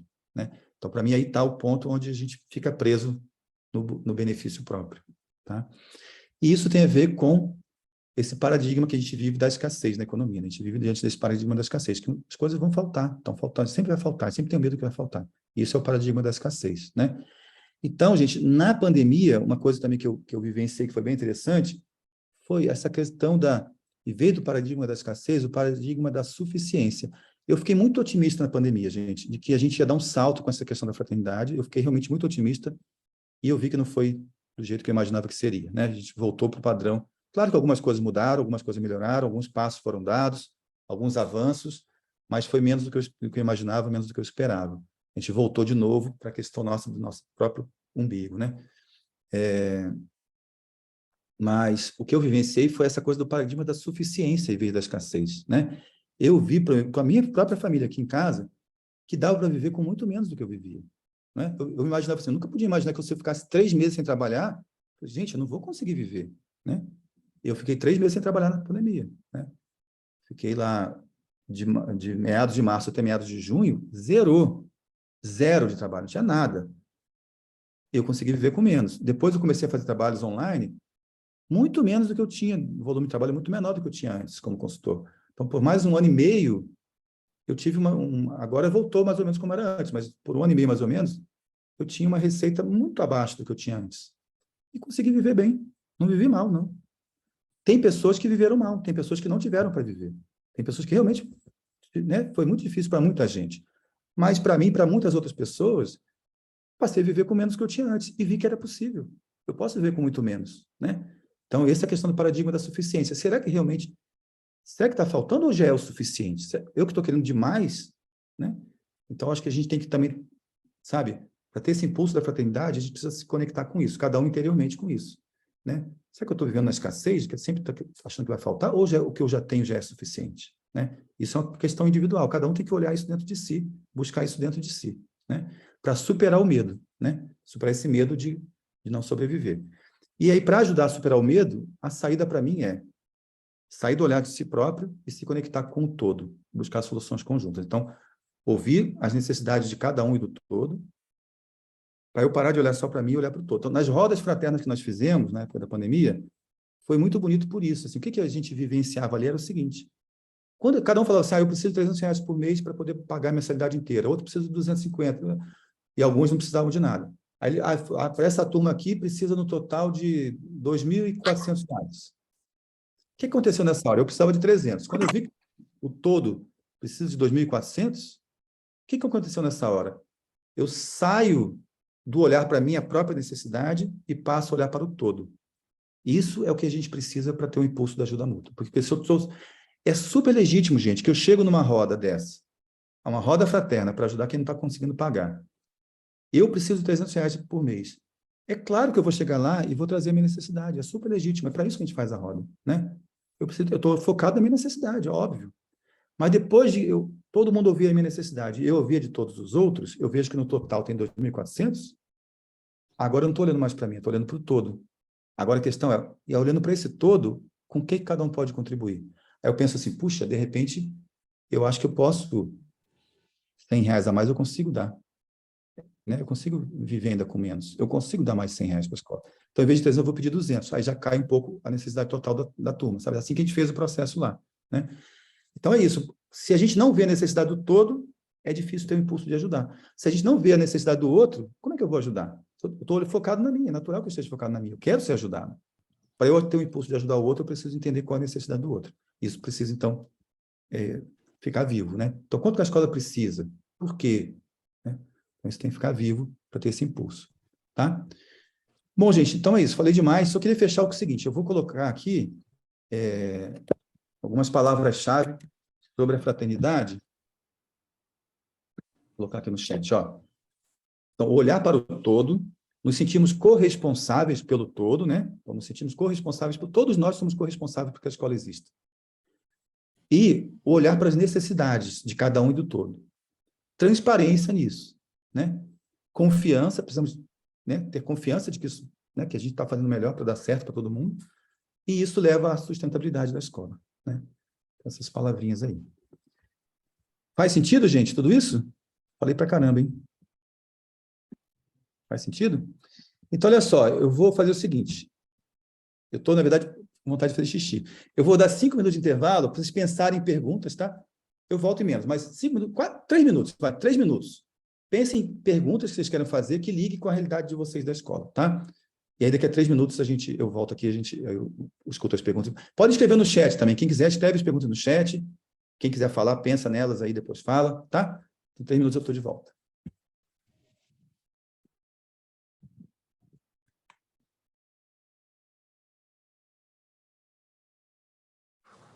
Aproveitar para dar bom dia, né? Eu entrei atrasado um pouquinho. Bom dia para todos. Bom dia, Tata. Bom dia. Bom dia. Bom dia.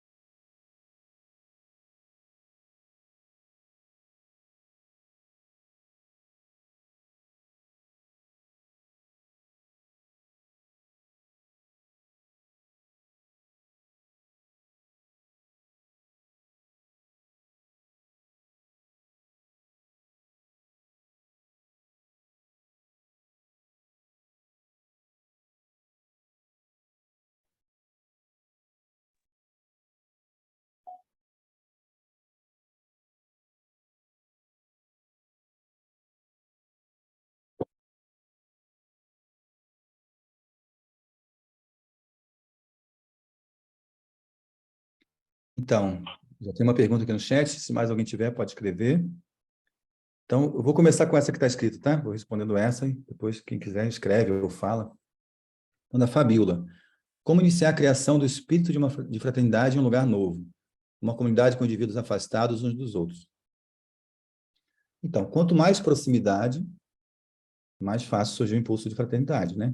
Se a gente está muito distante, não conhece um ao outro, como é que eu vou saber da necessidade do outro, né? Então, essa questão da fraternidade exige realmente mais proximidade, sem dúvida nenhuma. Então, como começar, né? Eu falei, no começo eu dei o exemplo dos mutirões, né? O mutirão que eu tinha lá onde eu morava, e as escolas Waldorf também fazem muitos mutirões, né? Então, quando, né, muitas escolas que eu tenho ido nesses anos todos, muitas vezes, eu já falei isso algumas vezes nas escolas, assim, de que o mutirão, ele dá trabalho, organizar e tudo mais, mas, né, então, vai fazer um mutirão para pintar a escola, um mutirão para fazer uma cerca nova, um mutirão para cortar a grama. Então, esses mutirões ajudam a escola, né? Fazem coisas com menos recursos, economiza e ajuda a fazer coisas que a escola precisa, mas tem uma outra função para mim, o mutirão, que é justamente essa de aproximar as pessoas, né? Então, eu já participei de muitos mutirões de escolas Waldorf, e a gente vai criando esse espírito comunitário, né? O espírito comunitário precisa existir, né? Para a gente, né? Uma comunidade escolar, para ter uma, né? Senão, como é que a gente vai pensar em fraternidade?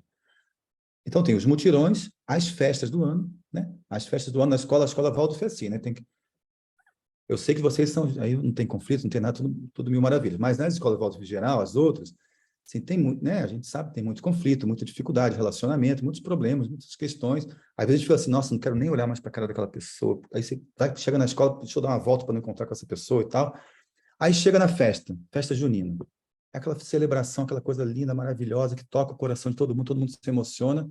Aí acaba aquilo, você esquece que estava chateado com os outros, né? Às vezes a pessoa está assim, nossa, nem quero mais em reunião nenhuma, comissão, já cansei dessa escola. Aí você vai numa festa, renova tudo de novo, a gente fica, ai, que delícia essa escola, que gostoso, né? Então, a festa também propicia esse espírito de comunidade, né? Então, festas do ano, mutirões, trabalhos em comissões, né? São coisas que alimentam, nutrem o espírito comunitário, que é fundamental para enfrentar. Então, como começar, eu diria isso, né? Isso, festas, comissões, mutirões, né? E pelo que a Raquel também me contou aqui antes de começar, né, o que vocês começaram a fazer esse ano de mensalidade com valores diferentes, né, faixas, assim, valores diferentes, é um bom exercício de fraternidade, né? Mas para funcionar bem, então, uma coisa que eu percebi, viu, gente, por conta da pandemia das rodas fraternas, para funcionar bem, precisa ter essa visão do todo, da necessidade dos outros, né? Porque senão, para pagar um valor, eu vou pagar o mínimo possível, né? Claro que tem gente que paga mais, muita gente, mas em muitas pessoas vive isso, né? Vou pagar o mínimo possível. E é natural, né? Não é uma questão moral que eu estou falando, que a pessoa é uma pessoa ruim, não é isso. É natural, é um impulso natural nosso, humano, é bem humano, né? Mas também é humano ser fraterno. A gente pode propiciar o espírito fraterno quando a gente mostra a necessidade do todo. Isso me chamou a atenção, Beto, para uma coisa que a gente sempre acontece, assim, na hora que a gente está fazendo o planejamento financeiro da escola, que a gente sempre tem o ideal, né? O orçamento ideal, o orçamento que seria melhor para as crianças, né? Para o todo, né? E a gente sempre vai optando pelo orçamento da escassez, pensando na questão, né, das contribuições mensais e tudo mais. E será que quando a gente apresentar essa mensalidade, né, vamos dizer o custo, né, e a gente então disser que precisa ter essas cotas maiores para acolher os que precisam pagar as cotas menores, né, dentro desse espírito do todo, a gente acaba optando pelo orçamento de escassez, porque ainda precisamos trabalhar esse conceito da fraternidade dentro da escola e todo mundo entender, todo mundo, incluindo a mim mesma, né, a todos entendermos o que é o suficiente, né? Então, pelo paradigma da suficiência, como você falou, e não, né, da escassez. Então, bem interessante, assim, quando a gente está trabalhando diariamente nessa questão do orçamento aí do ano que vem, por exemplo, né, que a gente já está falando sobre isso, que a gente agora vai, né, ter que refletir, então, sobre isso, né, o orçamento ideal ou o orçamento da escassez, né? Isso. Olha só, interessante, Raquel. Já, já aconteceu comigo, estou lembrando agora de duas escolas, talvez tenha acontecido mais, que a escola ia preparar uma assembleia para falar do orçamento e das mensalidades do ano seguinte, e aí, né, estava com essa preocupação, poxa, mas se não aprovar, o pessoal não aprovar, como é que vai ser? Vai ficar difícil, né? A gente vai ficar na escassez, né? Aí o que eu sugeri foi o seguinte, aí, geralmente, não sei como é que é aí, mas tem escolas que eles preparam 3 cenários, né? O ideal, um razoável e um mais de escassez mesmo, assim, de apertando tudo só para poder funcionar minimamente. E aí o receio era das pessoas optarem pelo mais baixo, né? E eu sugeri, nessas duas, sugeri uma coisa numa escola e deu certo. Aí eu sugeri para outra também, porque e também deu certo. Que eu falei o seguinte, olha, gente, se você, na Assembleia, né, que vai falar do orçamento, falarem também quanto que ganham os professores, eu acho que tem boa chance das pessoas optarem pelo valor maior. Porque, como eu falei, a gente está muito voltado para a nossa própria necessidade. Então, o valor eu quero pagar o mínimo possível. Agora, quando eu descubro quanto um professor ganha de salário, eu falo, caramba, puxa, como é que eu posso pagar tão pouco a pessoa? Eu estou com minha necessidade, mas o cara ganha... Como é que o cara se dedica tanto para os nossos filhos com esse salário? Né? Eu, com esse salário, não viveria bem. Como é que, né? Claro, tem família que não tem condição de viver, que tem menos remuneração do que o professor, mas essas têm as bolsas integrais, né? Mas as famílias que podem pagar, né, muitas, ganham mais do que um professor. E professor, eu sou marido de professora, né? Eu sou amigo de muitos professores. Eu vejo, o professor Valdo trabalha pra caramba. Não para um minuto. Tem uma dedicação integral, como todo mundo. Né? Eu também trabalho como consultor, também. Todo mundo trabalha muito, né? Mas por que só o professor ganha pouco? Né? Então, quando a gente vê o quanto o professor ganha, caramba, puxa vida, eu acho que... Aí, nessas duas escolas, aconteceu que eles escolheram o valor mais alto, né? Não foi nem o do meio, por terem visto isso. Né? Diga, Branca. É, eu queria perguntar justamente pensando nisso também, ligado com isso que você trouxe, que a Raquel trouxe. Primeiro, se você acha que funciona melhor esse trabalho por turmas, essas rodas de turma, do que a faixa de mensalidades, porque eu acho que na roda de turma você consegue estar mais próximo, né? Então, de um ver melhor a situação do outro ali, ver quais são as necessidades daquela turma, e no todo, às vezes, fica difícil da gente colocar a necessidade de todo mundo, a gente vai colocar os números da escola de uma forma geral, né? Mas também penso que por turmas, no nosso caso, né, que tem turmas, por exemplo, né, que tem turmas que a maior parte é bolsista, ou tem turmas que não tem um equilíbrio, né, tão grande, tem turmas que mas a maioria das turmas, o número de bolsistas é menor, né?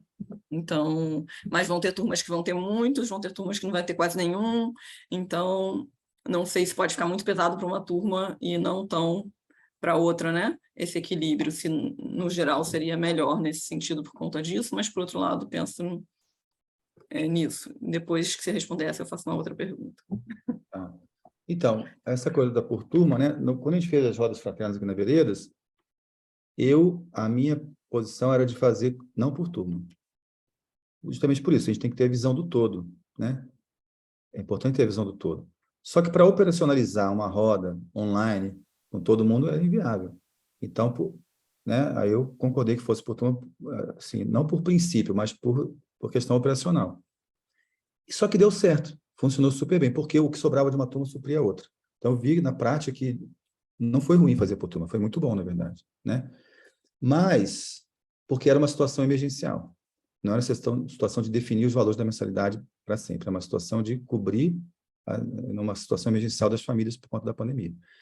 Então, o que eu percebi na prática com as rodas fraternas é o seguinte, que eu vejo que talvez seja o ideal, essa experiência que vocês estão fazendo por faixas, né? Eu acho que é interessante, é muito bom. E a questão das rodas seria uma coisa assim, então, por exemplo, faz por faixas, né? Como vocês estão fazendo. É trabalhoso. A roda fraterna também é trabalhosa. É trabalhoso, mas faz isso. E aí, né, no decorrer do ano, As famílias que não estão conseguindo pagar aquilo que se comprometeram, aí faz a roda por turma, para ver. Sabe? Porque senão, você, né, agora, para fazer essas faixas, é sempre importante ter a visão do todo. Né? Tem que ter a visão do todo. Então, por exemplo, se vai fazer por turma, porque às vezes assim, é tanta gente que não dá. O ideal sempre é fazer com todo mundo. Mas se é muita gente, fica inviável de fazer. Então, o que é importante fazer? Talvez com todo mundo, mostrar os números gerais, todo mundo conhecer a necessidade da escola, o salário. Isso é importante, estar todo mundo junto, cada um falar um pouco, cria uma imagem conjunta. Tá? Aí depois, na hora de fazer a coisa mais prática, de ver quem vai contribuir, aí talvez dividir em grupos pequenos, pode ser por turma. Tá? Mas isso quando se trata dessas questões de cobrir necessidades que surgiram ao longo do ano, são situações emergenciais, pontuais, como são bolsas, né? E me parece que essa experiência de faixas é interessante, sabe? Você definir faixas, também a partir da visão do todo, então todo mundo vê o todo mundo discute, e como vocês fizeram, eu achei interessante. Então, quem pode pagar mais, escolhe o valor máximo que ela pode, aí quem pode pagar menos, aí se conversa, vê como é que está uma análise financeira da família, se realmente ela tem dificuldade, né? Mas a partir dessa visão do todo, vai ficar tudo mais fácil. Aí vendo quem tem mais dificuldade, e encaixando essas faixas. Aí a pessoa se compromete. Então, isso é importante, gente. Quando a gente assume um compromisso, a gente tem que fazer o máximo para cumpri-lo, né? Então, a pessoa se compromete com o valor de mensalidade, por exemplo, para um ano inteiro, por exemplo. Aí, todo ano vocês revêem isso, por exemplo. E se ao longo do ano mudou a minha vida e caiu minha renda bruscamente, eu não posso contribuir com aquilo que eu tinha me comprometido, aí eu vou me manifestar. Então, tem que ter um grupo que ouve essas manifestações para, quando for necessário, fazer uma roda, por exemplo. Então, é uma possibilidade de fazer a roda nessas situações mais pontuais e emergenciais. Isso que eu acho que faz sentido, tá? Na minha experiência, na minha opinião. Sim. Tá bom, Bruno? A outra pergunta era conectada com isso, com as faixas. Se você acha, por exemplo, interessante, a gente já colocou as faixas esse ano. A gente já tem um número de pessoas que já não paga a mensalidade, né, o custo do aluno desse ano. E esse custo do aluno provavelmente vai aumentar. A gente já mostrar para as pessoas na Assembleia, né, que está por vir, que já vai ser para a mensalidade do ano que vem, o número de pessoas que a gente já tem que já não paga, quais números exatamente que a gente, né, deve colocar para essas pessoas, né?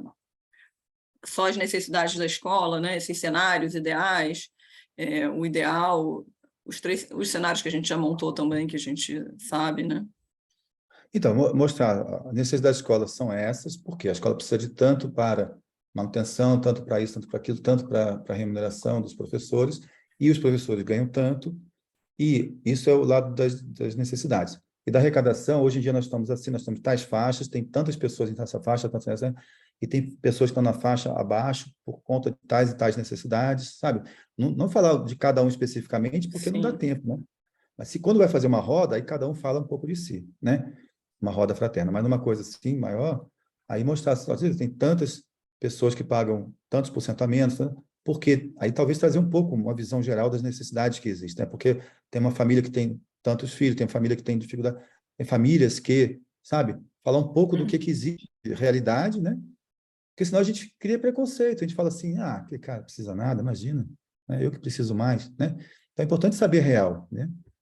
Transparente, o mais transparente possível, melhor, né? Beleza? Certo, muito obrigada. Nada. Eu só vou pedir para a Dani, mas tem um comentário aqui da Kátia.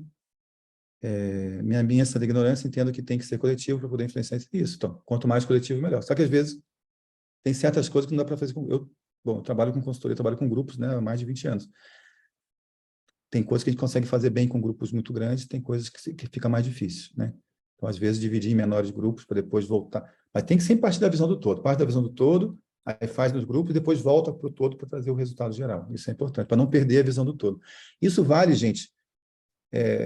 né, eu achei interessante que vocês me chamaram para falar de fraternidade na economia, né? É um tema que eu tenho falado, né? Fazia até um tempo, depois da pandemia, né? Depois da pandemia, porque a pandemia não acabou, né? Mas quando a coisa começou a acalmar um pouco, a pandemia acalmou, diminuiu mais, as escolas me pedirem para falar disso. Eu tenho falado muito mais sobre gestão mesmo, né? Gestão colaborativa, que é o meu tema principal. E na gestão colaborativa também é assim, né? A gente não consegue decidir tudo, todo mundo junto.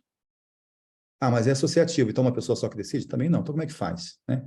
Então, a questão a gente sempre tem que partir da visão do todo, escutar o que vive em todo mundo, levar em consideração todas as vozes. Depois, com base nisso, um grupo menor procura levar em consideração o que escutou do grupão para fazer uma proposta de uma coisa, né, para fazer algo para resolver aquela situação, né? A gente vai, por exemplo, questão de volta às aulas, Covid, né? Volta às aulas presenciais. Vamos fazer uma escuta da comunidade, que cada um pensa? Vamos escutar todo mundo. A gente não vai decidir com todo mundo. Com todo mundo a gente não vai conseguir decidir. Mas a gente não reunir, sei lá, quantas famílias no Zoom, ou mesmo que seja presencial, a gente não vai conseguir resolver. Mas vamos escutar o que cada um pensa, sem discutir, sem entrar em discussão. É só escutar o que cada um pensa. Não é colocar uma ideia contra a outra, é colocar uma ideia ao lado da outra, para formar uma imagem mais ampla e mais comum. A partir daí, dessa imagem mais ampla e mais comum, um grupo menor, levando em conta o que o escutou, prepara uma proposta que contemple o máximo possível aquela imagem que foi formada no grupão, né? Então, mesmo na gestão colaborativa, também é importante a gente ter esse momento do todo e grupos menores, né? Diga, Dani. Bom dia também, cheguei um pouquinho atrasada. Beto, queria agradecer, assim, primeiro, tudo que você falou fez muito sentido para mim, eu acho que para a maioria do pessoal que está aqui. Não é uma pergunta, na verdade é um comentário, de repente, para você falar um pouquinho sobre isso. Quando você fala da confiança, né, isso para mim chama assim, muita atenção, né, porque no processo todo que a gente fez na escola, a confiança, ela é uma coisa assim, que ela está em todos, precisa estar em todos os momentos, né, então, desde você confiar na sua proposta que você vai fazer para a escola, e confiar no que nas necessidades que as pessoas estão apresentando, né?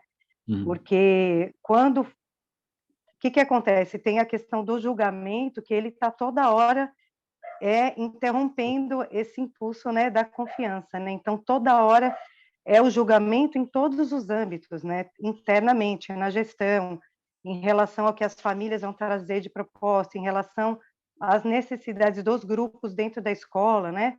Quando é solicitado uma necessidade de um grupo, outro, mas poxa, será que precisa isso? Não.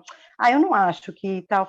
Então, vai fazer parte, né, das discussões, mas é uma coisa bem importante, assim, essa questão do julgamento, né, como a gente trabalha isso, cada um individualmente, dentro dos grupos, entender quando a gente está julgando e a gente não está tendo esse pensamento coletivo e fraterno, né? Então, essas coisas são coisas que interferem bastante, né, no processo, né? Então, isso é uma coisa que sempre fica martelando aqui na minha cabeça e achei, quando você falou a palavra confiança, me deu um alívio, porque isso, para mim, chama bastante atenção mesmo.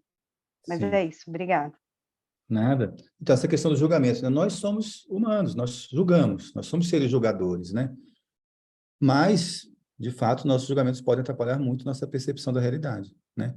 Às vezes a gente acha que uma coisa é de tal jeito, mas não é, né? Eu julguei, por exemplo, a gente está conversando aqui, aí vamos dizer que, eu estou vendo aqui, ó, a Fabi está ali mexendo no cabelo, vamos dizer que a Fabi olha para o lado assim, eu falo assim, não foi com a minha cara, não gostou da minha palestra, né? Eu estou julgando. De repente é verdade, mas pode ser que não, né? É uma suposição. No dia a dia é assim, né? A gente está em reunião com alguém, a pessoa vira para o lado e fala, a gente começa a julgar na hora, né? O problema é quando a gente toma o nosso julgamento como realidade, né? Aí a gente passa a achar que o que a gente acha que e às vezes não é, né? Às vezes nossa suposição bate com a realidade, às vezes não. Então a gente tem que estar sempre atento, isso é uma questão individual, né? Cada um de nós tem que estar sempre atento para o nosso próprio julgamento. Isso é uma questão de autodesenvolvimento. O quanto eu percebo que isso é um julgamento meu ou é um fato da realidade, né? O quanto eu consigo distinguir o que é fato do que é opinião minha, do que é julgamento meu, do que é suposição minha, né? Então, isso é importantíssimo. E eu falo que é um trabalho individual, mas também pode ser trabalhado em grupo. A gente também pode conversar sobre isso em grupo, né? Fazer exercícios de percepção da realidade, né? De observação fenomenológica, isso é fundamental, eu acho, né? Pode e deveria fazer em grupo para ajudar no desenvolvimento de cada um, de conseguir perceber. Eu acho, gente, hoje em dia, a gente está vivendo várias crises, mas para mim uma das maiores crises que a gente vive é uma crise de cognição. A gente não está percebendo a realidade como ela é. A gente está, cada um com o seu mundo, cada um cria seu próprio mundo e fica uma disputa de narrativas, uma guerra de narrativa que a gente cria, né? Da realidade, que não quer dizer que bate com a realidade. Acho que é uma das maiores crises que a gente vive. Então, acho que seria importante também conversar sobre isso, não só nas escolas, em todo quanto é grupo, né? De conversar, exercitar sobre isso. Agora, a questão da confiança, a confiança se constrói, né? Às vezes eu já vi, tem escola, o pessoal fala assim, não, a gente tem que confiar. Pô, mas a pessoa acabou de pisar na bola, falou que ia fazer uma coisa e não fez, como é que eu vou, né? Então, por exemplo, processo de bolsa. Aí tá, uma família pediu, eu vou falar uma coisa que eu vivi, tá? Quando eu trabalhava em comissão de bolsa. A gente foi lá, aí uma família pediu 40% de desconto. Tá bom, aí a gente foi ver, então, né, as pessoas mandam lá comprovante de renda e tal. A pessoa ganhava um salário maior que todos os outros que estavam no processo de bolsa. Era o maior salário de todos. E tinha gente que pediu 20%, 25%. Essa família pediu 40%. Puxa, aí vamos conversar com as famílias. Aí conversa com essa família. Não, mas é porque eu estou muito apertado de dinheiro, preciso da bolsa. Por que você precisa da bolsa? Porque eu estou construindo uma casa e tal. Tá. Aí, por acaso, né, eu fui levar meu filho na casa de um amigo. Aí, do lado, perto, não, mas pertinho assim, uma casa enorme sendo construída. Aí, de quem é a casa? Eu descobri que era daquela família. Os caras eles têm um carro, tinham um carro super bom, estavam construindo um super casarão. Claro, quem está construindo, eu já construí. A minha casa que eu construí também. A gente fica super apertado de dinheiro quando está construindo, né? Mas é uma necessidade muito diferente de quem está com dificuldade de comer, dificuldade de ter dinheiro para pegar ônibus e tal, né? Então, aí a gente teve que conversar com essa família e falar, olha, entendi isso, necessidade, mas, né, comparativamente com as outras famílias, não dá para você ter 40% de bolsa de jeito nenhum, não é? Se a gente não faz essa análise, então, assim, isso a gente viu porque a gente fazia essa análise. Se a gente não faz essa análise, a gente faz a análise e a pessoa pode falar assim, então não confia, por que vai fazer análise? Tem que confiar, né? Quando não faz análise, o que eu já vi acontecer também? A pessoa ganha uma bolsa, lá, tantos por cento de bolsa. Aí que a pessoa troca de carro, compra um carro zero, um carrão zero. Aí começa a rolar. As pessoas que participaram do processo, que viu que aquela família ganhou tanto, falam assim, cara, olha o meu carrinho que eu tenho, meu carro todo estragado, o cara comprou um carrão, quebra a confiança, né? O grupo deu uma bolsa em confiança.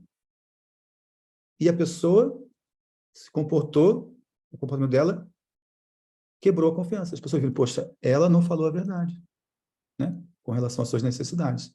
Isso quebra a confiança. Então, a confiança se constrói.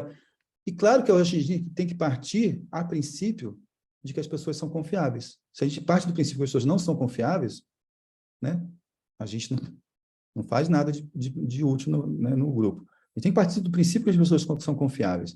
Mas uma coisa que retroalimenta a confiança é a transparência, né?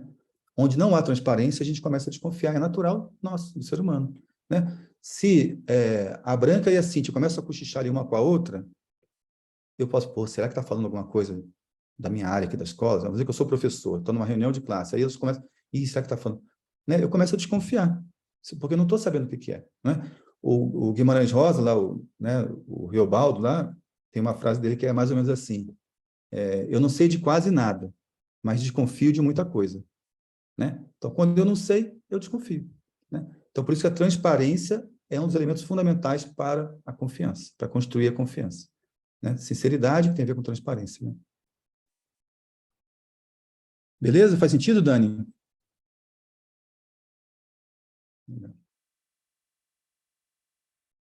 Mais alguma pergunta, um comentário?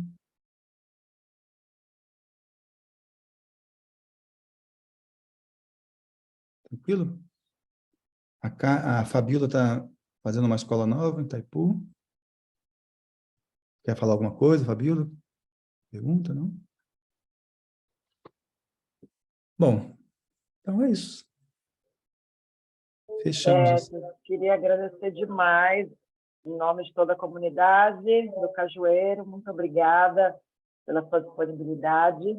Muito obrigada, famílias, professores que estão aqui hoje conosco.